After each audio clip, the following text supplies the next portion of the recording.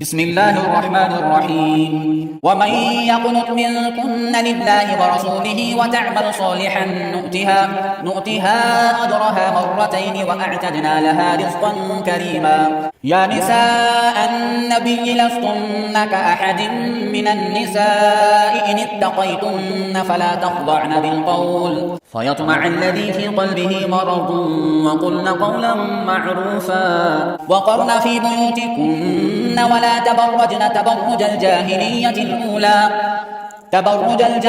الأولى وأقمنا الصلاة وآتينا الزكاة وأطعنا الله ورسوله إنما يريد الله ليذهب عنكم الرجس أهل البيت ويطهركم تطهيرا. واذكرن ما يتلى في بيوتكن من آيات الله والحكمة إن الله كان لطيفا خبيرا.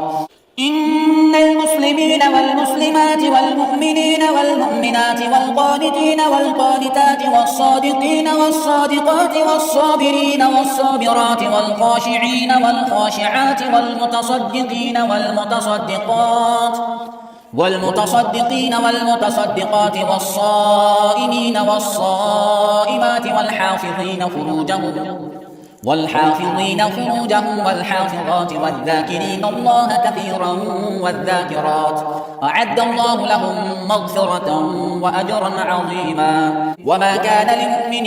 ولا مؤمنة إذا قضى الله ورسوله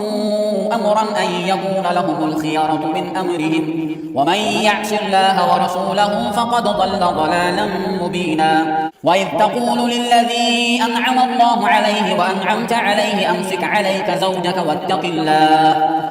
الله وتخفي في نفسك ما الله مبديه وتخشى الناس والله أحق أن تخشاه فلما قضى زيد منها وطرا زوجناكها لكي لا يكون على المؤمنين حرج في أزواج أدعيائهم إذا قضوا منهن وطرا وكان أمر الله مفعولا. ما كان على النبي من حرج فيما فرض الله له سنة الله في الذين خلوا من قبل وكان أمر الله قدرا مقدورا. الذين يبلغون رسالات الله ويخشونه ولا يخشون أحدا إلا الله وكفى بالله حسيبا. ما كان محمد أبا أحد من رجالكم ولكن رسول الله وخاتم النبيين وكان الله بكل شيء عليما. يا أيها الذين آمنوا اذكروا الله ذكرا كثيرا وسبحوه بكرة وأصيلا. هو الذي يصلي عليكم وملائكته ليخرجكم من الظلمات إلى النور وكان بالمؤمنين رحيما. تحيتهم يوم يلقونه سلام وأعد لهم أجرا كريما. يا أيها النبي إنا أرسلناك شاهدا ومبشرا ونذيرا وداعيا إلى الله بإذنه وسراجا منيرا. وبشر المؤمنين بأن لهم من الله فضلا كبيرا. ولا تطع الكافرين والمنافقين ودع أذاهم وتوكل على الله وكفى بالله وكيلا. يا أيها الذين آمنوا إذا نكحتم المؤمنات ثم طلقتموهن من قبل أن تمسوهن فما لكم عليهن من عدة تعتدونها فمتعوهن وسرحوهن سراحا جميلا. يا أيها النبي إنا أحللنا لك أزواجك اللاتي آتيت أجورهن وما ملكت يمينك مما أفاء الله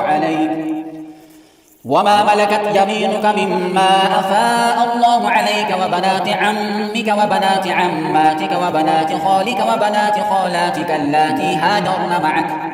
وامرأة مؤمنة إن وهبت نفسها لنبي إن أراد النبي أن يستنكحها خالصة لك من دون المؤمنين. قد علمنا ما فرضنا عليهم في أزواجهم وما ملكت أيمانهم لكي لا يكون عليك حرج وكان الله غفورا رحيما. ترجي من تشاء منهن وتؤوي إليك من تشاء ومن ابتغيت ممن عزلت فلا جناح عليك ذلك أدنى أن تقر أعينهن ولا يحزن ويرضين بما آتيتهن كلهن والله يعلم ما في قلوبكم وكان الله عليما حليما لا يحل لك النساء من بعد ولا أن تبدل بهن من أزواج ولو أعجبك حسنهن إلا ما ملكت يمينك وكان الله على كل شيء رقيبا يا أيها الذين آمنوا لا تدخلوا بيوت النبي إلا أن يؤذن لكم إلى طعام غير ناظرين إناه ولكن إذا دعيتم فادخلوا فإذا طعمتم فانتشروا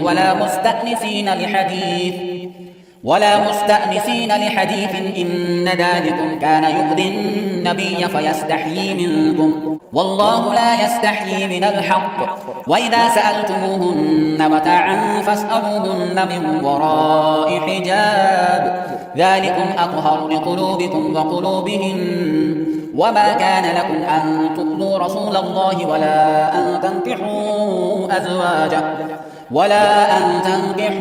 أزواجه من بعده أبدا إن ذلكم كان عند الله عظيما إن تبدوا شيئا أو تخفوه فإن الله كان بكل شيء عليما لا جناح عليهن في آبائهن ولا أبنائهن ولا إخوانهن ولا أبناء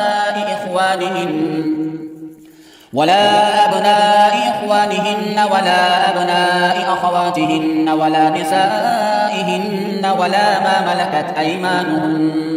واتقين الله إن الله كان على كل شيء شهيدا إن الله وملائكته يصلون على النبي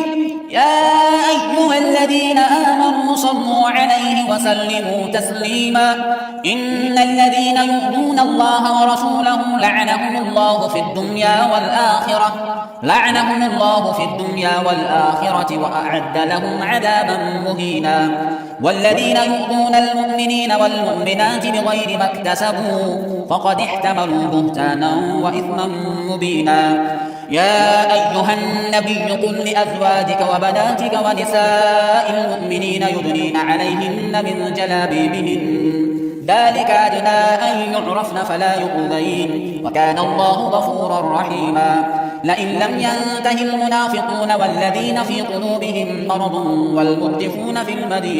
والمرجفون في المدينة لنغرينك بهم ثم لا يجاورونك فيها إلا قليلا ملعونين أينما ثقفوا أخذوا وقتلوا تقتيلا سنة الله في الذين خلوا من قبل ولن تجد لسنة الله تبديلا يسألك الناس عن الساعة قل إنما علمها عند الله وما يدريك لعل الساعة تكون قريبا إن الله لعن الكافرين وأعد لهم سعيرا خالدين فيها أبدا لا يجدون وليا ولا نصيرا يوم تقلب وجوههم في النار يقولون يا ليتنا أطعنا الله وأطعنا الرسولا وقالوا ربنا إنا أطعنا سادتنا وكبراءنا فأضلونا السبيلا ربنا آتهم ضعفين من العذاب والعنهم لعنا كبيرا يا أيها الذين آمنوا لا تكونوا كالذين آذوا موسى فبرأه الله مما قالوا وكان عند الله وجيها يا أيها الذين آمنوا اتقوا الله وقولوا قولا سديدا يصلح لكم أعمالكم ويغفر لكم ذنوبكم ومن يطع الله ورسوله فقد فاز فوزا عظيما إنا عرضنا الأمانة على السماوات والأرض والجبال فأبين أن يحملنها وأشفقن منها وحملها الإنسان إنه كان ظلوما جهولا ليعذب الله المنافقين والمنافقات والمشركين والمشركات ويتوب الله على المؤمنين والمؤمنات وكان الله غفورا رحيما بسم الله الرحمن الرحيم الحمد لله الذي له ما في السماوات وما في الأرض وله الحمد في الآخرة وهو الحكيم الخبير يعلم ما يلج في الأرض وما يخرج منها وما ينزل من السماء وما يعرج فيها وهو الرحيم الغفور وقال الذين كفروا لا تأتينا الساعة قل بلى وربي لتأتينكم عالم الغيب لا يعزب عنه مثقال ذرة في السماوات ولا في الأرض ولا أصغر من ذلك ولا أكبر إلا في كتاب مبين ليجزي الذين آمنوا وعملوا الصالحات أولئك لهم مغفرة ورزق كريم والذين سعوا في آياتنا معاجزين أولئك لهم عذاب من رجز أليم ويرى الذين أوتوا العلم الذي أنزل إليك من ربك هو الحق ويهدي إلى صراط العزيز الحميد وقال الذين كفروا هل ندلكم على رجل ينبئكم إذا مزقتم كل ممزق إنكم لفي خلق جديد أفترى على الله كذبا أم به جنة بل الذين لا يؤمنون بالآخرة في العذاب والضلال البعيد أفلم يروا إلى ما بين أيديهم وما خلفهم من السماء والأرض إن نشأ نخسف بهم الأرض أو نسقط عليهم كسفا من السماء إن في ذلك لآية لكل عبد منيب ولقد آتينا داود منا فضلا يا جبال أوبي معه والطير وألنا له الحديد أن اعمل سابغات وقدر في السرد واعملوا صالحا إني بما تعملون بصير ولسليمان الريح غدوها شهر ورواحها شهر وأسلنا له عين القطر ومن الجن من يعمل بين يديه بإذن ربه ومن يزغ منهم عن أمرنا نذقه من عذاب السعير يعملون له ما يشاء من محاريب وتماثيل وجفان كالجواب وقدور الراسيات اعملوا آل داود شكرا وقليل من عبادي الشكور فلما قضينا عليه الموت ما دلهم على موته إلا دابة الأرض تأكل من سأته فلما خر تبينت الجن أن لو كانوا يعلمون الغيب ما لبثوا في العذاب المهين لقد كان لسبإ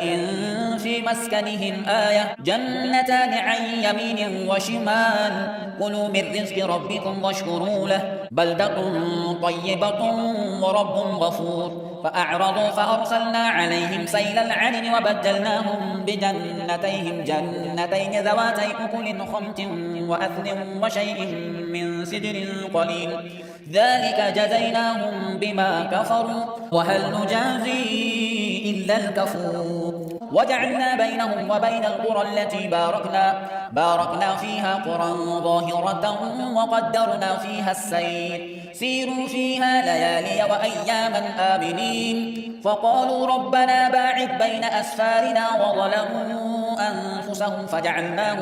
فجعلناهم أحاديث ومزقناهم كل ممزق إن في ذلك لآيات لكل صبار شكور ولقد صدق عليهم إبليس ظنه فاتبعوه إلا فريقا من المؤمنين وما كان له عليهم من سلطان إلا لنعلم من يؤمن بالآخرة ممن هو منها في شك وربك على كل شيء حفيظ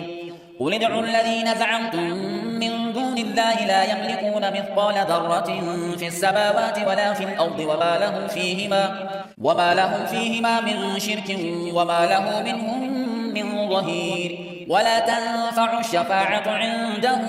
إلا لمن أذن له حتى إذا فزع عن قلوبهم قالوا ماذا قال ربكم قالوا الحق وهو العلي الكبير قل من يرزقكم من السماوات والأرض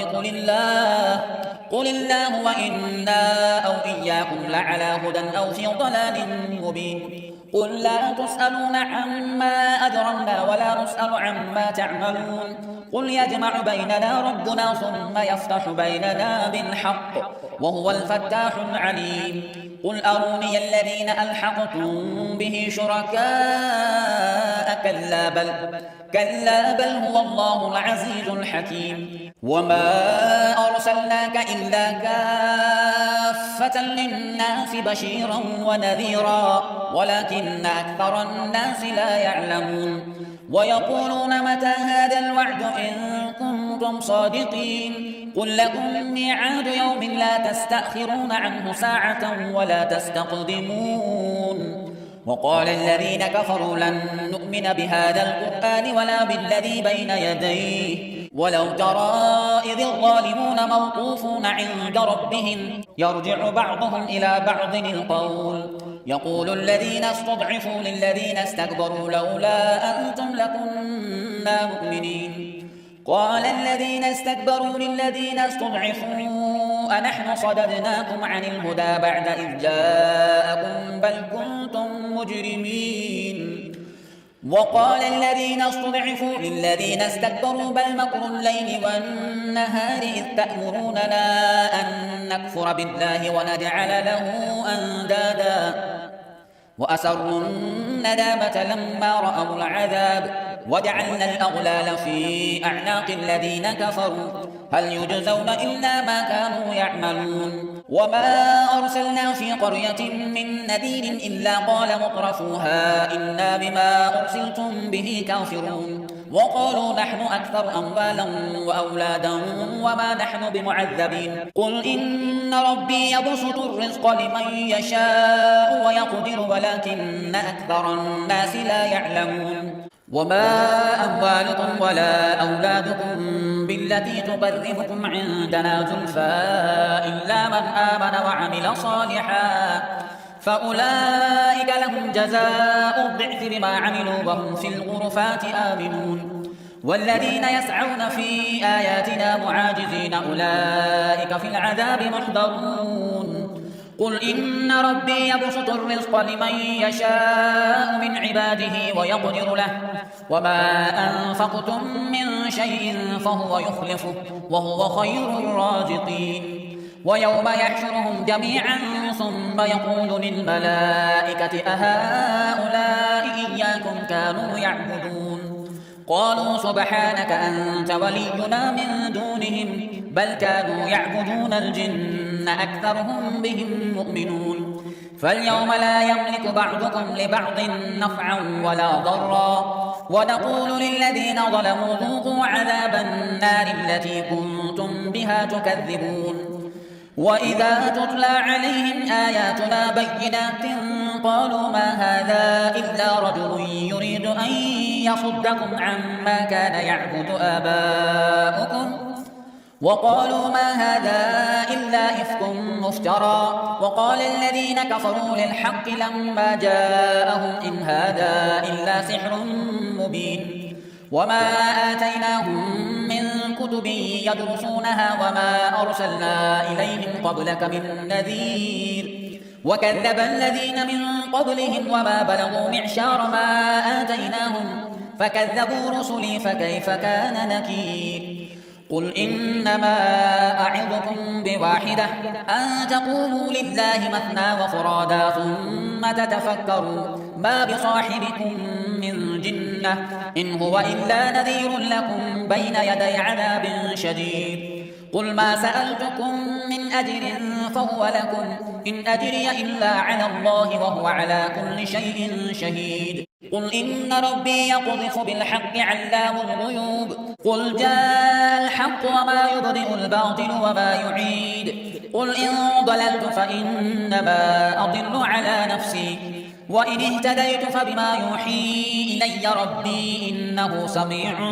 قريب ولو ترى إذ فزعوا فلا فوت وأخذوا من مكان قريب وقالوا آمنا به وأنى لهم التناوش من مكان بعيد وقد كفروا به من قبل ويقذفون بالغيب من مكان بعيد وحيل بينهم وبين ما يشتهون كما فعل بأشياعهم من قبل إنهم كانوا في شك مريب بسم الله الرحمن الرحيم الحمد لله فاطر السماوات والأرض جاعل الملائكة رسلا أولي أجنحة مثنى وثلاث ورباع يزيد في الخلق ما يشاء إن الله على كل شيء قدير ما يفتح الله للناس من رحمة فلا ممسك لها وما يمسك فلا مرسل له من بعده وهو العزيز الحكيم يا أيها الناس اذكروا نعمة الله عليكم هل من خالق غير الله يرزقكم من السماء والأرض لا إله إلا هو فأنى تؤفكون وإن يكذبوك فقد كذبت رسل من قبلك وإلى الله ترجع الأمور يا أيها الناس إن وعد الله حق فلا تغرنكم الحياة الدنيا ولا يغرنكم بالله الغرور إن الشيطان لكم عدو فاتخذوه عدوا إنما يدعو حزبه ليكونوا من أصحاب السعير الذين كفروا لهم عذاب شديد والذين آمنوا وعملوا الصالحات لهم مغفرة وأجر كبير أفمن زين له سوء عمله فرآه حسنا فإن الله يضل من يشاء ويهدي من يشاء فلا تذهب نفسك عليهم حسرات إن الله عليم بما يصنعون والله الذي أرسل الرياح فتثير سحابا فسقناه إلى بلد ميت فأحيينا به الأرض بعد موتها كذلك النشور من كان يريد العزة فلله العزة جميعا إليه يصعد الكلم الطيب والعمل الصالح يرفعه والذين يمكرون السيئات لهم عذاب شديد ومكر أولئك هو يبور والله خلقكم من تراب ثم من نطفة ثم جعلكم أزواجا وما تحمل من أنثى ولا تضع إلا بعلمه وما يعمر من معمر ولا ينقص من عمره إلا في كتاب إن ذلك على الله يسير وما يستوي البحران هذا عذب فرات سائغ شرابه وهذا ملح أجاج ومن كل تأكلون لحما طريا وتستخرجون حلية تلبسونها وترى الفلك فيه مواخر لتبتغوا من فضله ولعلكم تشكرون يولج الليل في النهار ويولج النهار في الليل وسخر الشمس والقمر كل يجري لأجل مسمى ذلكم الله ربكم له الملك والذين تدعون من دونه ما يملكون من قطمير إن تدعوهم لا يسمعوا دعاءكم ولو سمعوا ما استجابوا لكم ويوم القيامة يكفرون بشرككم ولا ينبئك مثل خبير يا أيها الناس أنتم الفقراء إلى الله والله هو الغني الحميد إن يشأ يذهبكم ويأتي بخلق جديد وما ذلك على الله بعزيز ولا تزر وازرة وزر أخرى وإن تدع مثقلة إلى حملها لا يحمل منه شيء ولو كان ذا قربى إنما تنذر الذين يخشون ربهم بالغيب وأقاموا الصلاة ومن تزكى فإنما يتزكى لنفسه وإلى الله المصير وما يستوي الأعمى والبصير ولا الظلمات ولا النور ولا الظل ولا الحرور وما يستوي الأحياء ولا الأموات إن الله يسمع من يشاء وما أنت بمسمع من في القبور إن أنت إلا نذير إنا أرسلناك بالحق بشيرا ونذيرا وإن من أمة إلا خلا فيها نذير وإن يكذبوك فقد كذب الذين من قبلهم جاءتهم رسلهم بالبينات وبالزبر وبالكتاب المنير ثم أخذت الذين كفروا فكيف كان نكير ألم تر أن الله أنزل من السماء ماء فأخرجنا به ثمرات مختلفا ألوانها ومن الجبال جدد بيض وحمر مختلف ألوانها وغرابيب سود ومن الناس والدواب والأنعام مختلف ألوانه كذلك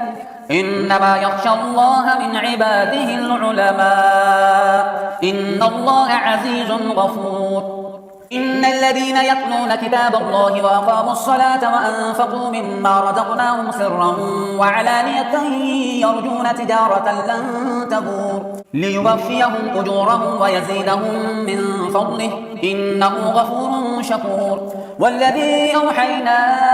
إليك من الكتاب هو الحق مصدقا لما بين يديه إن الله بعباده لخبير بصير ثم أورثنا الكتاب الذين اصطفينا من عبادنا فمنهم ظالم لنفسه ومنهم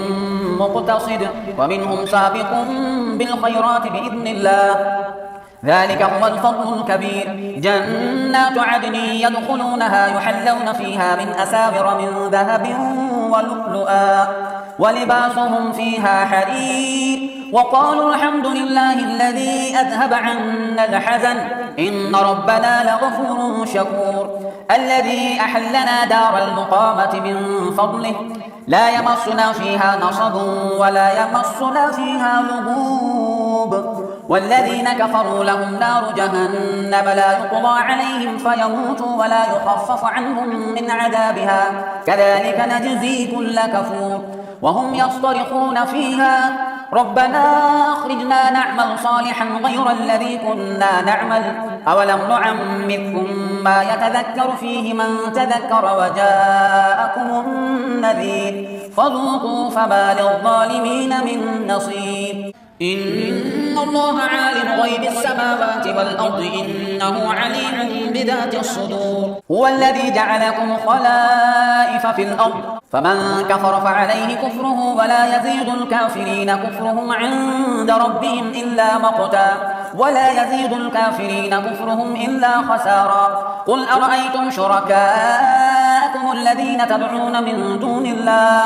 أروني ماذا خلقوا من الأرض أم لهم شرك في السماوات أم آتيناهم كتابا فهم على بينات منه بل إن يعد الظالمون بعضهم بعضا إلا غرورا إن الله يمسك السماوات والأرض أن تزولا ولئن زالتا إن أمسكهما من أحد من بعده إنه كان حليما غفورا وأقسموا بالله جهد أيمانهم لئن جاءهم نذير ليكونن أهدى من إحدى الأمم فلما جاءهم نذير ما زادهم إلا نفورا استكبارا في الأرض ومكر السيء ولا يحيق المكر السيء إلا بأهله فهل ينظرون إلا سنة الأولين فلن تجد لسنة الله تبديلا ولن تجد لسنة الله تحويلا أولم يسيروا في الأرض فينظروا كيف كان عاقبة الذين من قبلهم وكانوا أشد منهم قوة وما كان الله ليعجزه من شيء في السماوات ولا في الأرض إنه كان عليما قديرا ولو يؤاخذ الله الناس بما كسبوا ما ترك على ظهرها من دابة ولكن يؤخرهم إلى أجل مسمى فإذا جاء أجلهم فإن الله كان بعباده بصيرا بسم الله الرحمن الرحيم ياسين والقرآن الحكيم إنك لمن المرسلين على صراط مستقيم تنزيل العزيز الرحيم لتنذر قوما ما أنذر آباؤهم فهم غافلون لقد حق القول على أكثرهم فهم لا يؤمنون إنا جعلنا في أعناقهم أغلالا فهي إلى الأذقان فهم مقمحون وجعلنا من بين أيديهم سدا ومن خلفهم سدا فأغشيناهم فهم لا يبصرون وسواء عليهم أأنذرتهم أم لم تنذرهم لا يؤمنون إنما تنذر من اتبع الذكر وخشي الرحمن بالغيب فبشره بمغفرة وأجر كريم إنا نحن نحيي الموتى ونكتب ما قدموا وآثارهم وكل شيء أحصيناه في إمام مبين واضرب لهم مثلا أصحاب القرية إذ جاءها المرسلون إذ أرسلنا إليهم اثنين فكذبوهما فعززنا بثالث فقالوا إنا إليكم مرسلون قالوا ما أنتم إلا بشر مثلنا وما أنزل الرحمن من شيء إن أنتم إلا تكذبون قالوا ربنا يعلم إنا إليكم لمرسلون وما علينا إلا البلاغ المبين قالوا إنا تطيرنا بكم لئن لم تنتهوا لنرجمنكم وليمسنكم منا عذاب أليم قالوا طائركم معكم أئن ذكرتم بل أنتم قوم مسرفون وجاء من أقصى المدينة رجل يسعى قال يا قوم اتبعوا المرسلين اتبعوا من لا يسألكم أجرا وهم مهتدون